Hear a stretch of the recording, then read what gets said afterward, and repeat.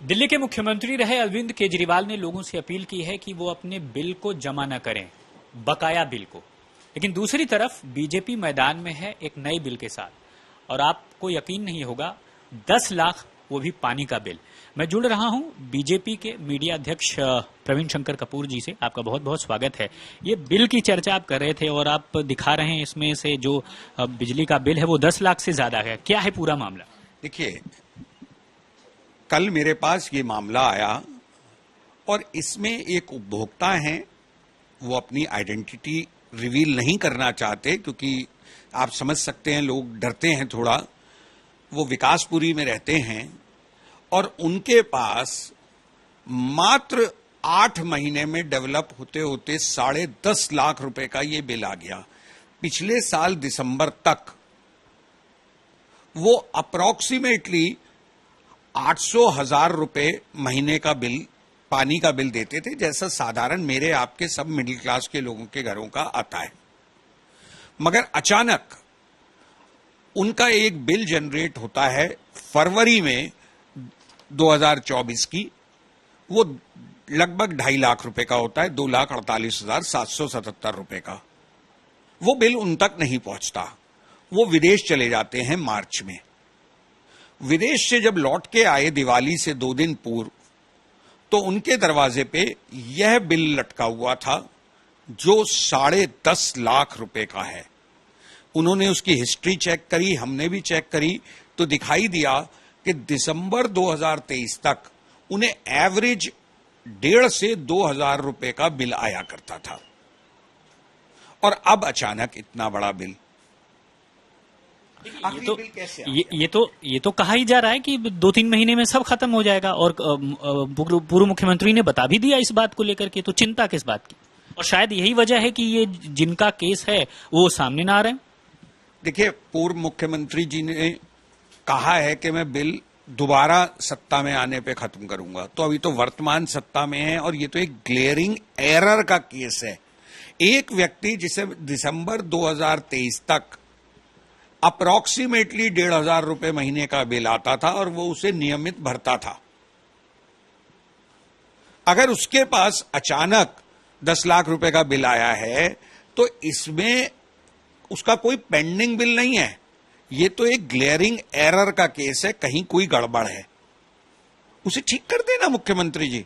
मगर मुख्यमंत्री जी की इतनी टेरर है कि वो उपभोक्ता ने स्वयं मुझसे कहा कि भाई साहब आप उठा दीजिए, मेरा नाम ना आए।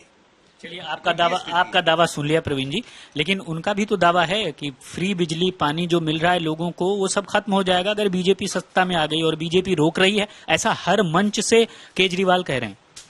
देखिए, दिल्ली वाले सुनिश्चित हो जाएं, हमारे अध्यक्ष ने बार बार कहा है, हमारे नेता प्रतिपक्ष ने बार बार कहा है, हमारे सांसद बार बार कह रहे हैं, मैं स्वयं भी एक मीडिया हेड होने के नाते पार्टी का बार बार कहता हूं कि बीजेपी सत्ता में आएगी तो बिजली सब्सिडी का लाभ हम मिडिल क्लास तक लेके जाएंगे, जिसका सीधा मतलब है कि हमारे आने पर किसी भी प्रकार की कोई बिजली सब्सिडी, कोई पानी सब्सिडी बंद नहीं होगी।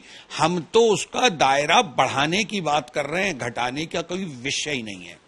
आपको नहीं लगता कि इस नैरेटिव में उनका कहना है खत्म हो जाएगी, आप कह रहे हैं नहीं खत्म होगी, कहीं बीजेपी पीछे दिखाई दे रही है? लगता है आपको ऐसा? बीजेपी पीछे नहीं है, बीजेपी अब दिल्ली में सबसे आगे है। आप यकीन माने, अरविंद केजरीवाल की हर दिन की छटपटाहट ये बताती है कि अब पता उन्हें भी लग चुका है कि वो दिल्ली की सत्ता से जा रहे हैं। लेकिन एक पार्षद ने तो, पूर्व पार्षद ने लक्ष्मी नगर इलाके से, बेबी त्यागी, उसने तो ज्वाइन कर लिया और जोर का झटका दे दिया बीजेपी को। देखिए, आपको लगता है वो जोर का झटका है तो मैं कुछ कह नहीं सकता। केवल बीबी त्यागी का मसला नहीं है, 4 दिन पहले ब्रह्म सिंह तंवर ने भी ज्वाइन की। पार्टी का एक भी साथी अगर पार्टी छोड़ के जाता है तो हमें दुख होता है, मगर दूसरी तरफ वो लोग शायद इसलिए नहीं जा रहे कि वो उस पार्टी को अच्छा मानते हैं, उनकी एक लालसा है चुनाव लड़ने की। वो व्यक्तिगत को बड़ा मजबूत मानते हैं, उन्हें पार्टी की शायद जरूरत नहीं है, इसलिए छोड़ के गई। उन्हें लगता है हम तो किसी भी पार्टी के प्लेटफॉर्म पे लड़ लेंगे तो हम जीत जाएंगे। और अरविंद केजरीवाल के पास इस वक्त एक वैक्यूम है। उनको तो कैंडिडेट चाहिए, उनके पास चुनाव लड़ने वाले नहीं हैं, और लड़ेगा जो भी हारेगा। मैंने पहले भी कहा है, आम आदमी पार्टी 2025 के चुनाव में हार की गारंटी है। ठीक है, हाथ कंगन को वारसी क्या देख ही लेते हैं, क्योंकि चुनाव होने में 3 महीने से भी कम वक्त बचा है। ऐसे में अलग अलग पार्टियां अपनी तरह से ताल ठोक रही हैं, अलग अलग दावे कर रही हैं, और हर कोई अपने तरीके से ये बात रख रहा है बड़ी मजबूती से कि दिल्ली की सत्ता पर वो आसीन होने जा रहा है। लेकिन इस बार क्या बीजेपी का जो 28 साल का वनवास है वो साल 2025 के विधानसभा चुनाव में खत्म होगा? दावा तो यही किया जा रहा है।